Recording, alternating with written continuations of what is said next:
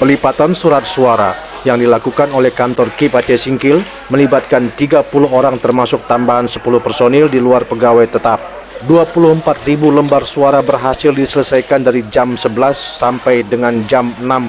Sementara 50.000 lembar lagi akan diselesaikan esok harinya. 8 lembar surat yang dinyatakan rusak dan 110 surat suara yang berlebih diamankan oleh KIP. Yarwin Adidharma sebagai Ketua KIP Aceh Singkil targetkan pelipatan seluruh surat suara akan selesai paling lama 3 hari.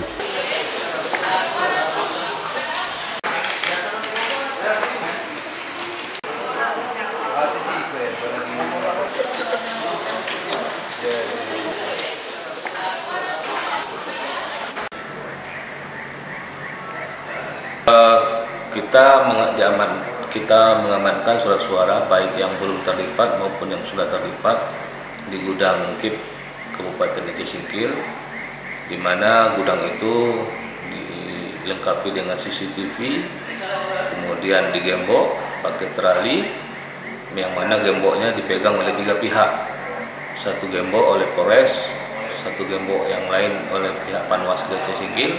Pengamanannya dari personel Polres Aceh Singkil dan juga oleh pihak Brimob dari Polres Aceh Singkil.